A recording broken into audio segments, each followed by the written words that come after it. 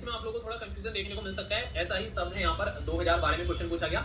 मैंने एक शब्द के बारे में बात की थी आप लोगों से, एडजन के बारे में। एडजन का मतलब क्या होता है कि जब अपना कोई सेशन जो चल रहा है उसको टर्मिनेट कर देते हैं और यहाँ पर स्पीकर साहब जो है एक दिन के लिए, एक हफ्ते के लिए या फिर एक महीने के लिए टाइम दे देते हैं कि उसके बाद ही मिलेंगे। एडजन साइनेड एक्ट का क्या मतलब होता है कि जो टाइम दिया था ये टाइम नहीं दिया, बोला कि मैं जब बुलाओ भेजूंगा बता दूंगा, अभी कोई टाइम नहीं दे रहे हैं, तो यहाँ पर इंडेफिनिट टेम्परेरी पीरियड के लिए उसको सस्पेंड कर दिया। उसको एडजमेंट साइनेड एक्ट होते हैं। तीसरा शब्द मैंने डिस्कस किया था, ये एडजमेंट मोशन हो गया। मतलब एडजमेंट मतलब मैंने बोला अभी क्या कर देना, टर्मिनेट कर देना सेशन को, लेकिन सेशन को टर्मिनेट करके फिर एक मोशन लेके आ जाना, यानी कि कोई दूसरी चीज कंटिन्यू कर देना, तो इसका मतलब होता है एडजमेंट मोशन। इसके लिए कौन सी स्टेटमेंट करेक्ट है?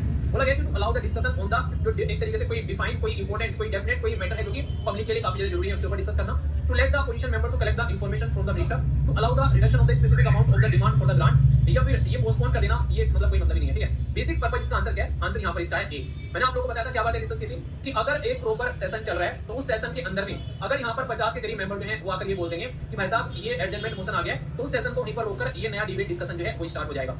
ठीक है, तो मिनिमम जो है 50 मेंबर की सपोर्ट होना जरूरी है इस काम को कंटिन्यू करने के लिए। तो कोई भी ऐसी एक्स्ट्रा ऑर्डिनरी सिचुएशन बन गई अगर कि हाँ इसके ऊपर डिस्कशन करना जरूरी है, तो ये जरूरी है। राज्यसभा जो है उसके बारे में अगर बात करेंगे तो Rajya Sabha is not permitted to make use of this device. क्यों? क्योंकि यहाँ पर पब्लिक इंपोर्टेंस की बात की जा रही है, और जब पब्लिक की बारे में बात करते हैं तो जनता के द्वारा चुने गए नुमाइंदे लोकसभा में जाते हैं और जिनको आप लोग अपने सांसद यानी कि मेंबर ऑफ पार्लियामेंट के नाम से जानते हो, तो यहाँ पर इनकी रेस्पॉन्सिबिलिटी है, ना कि डायरेक्टली राज्यसभा की। ठीक है, तो ये बातें हैं जो कि आप लोग याद रखिएगा, डायरेक्ट क्वेश्चन बन सकता है।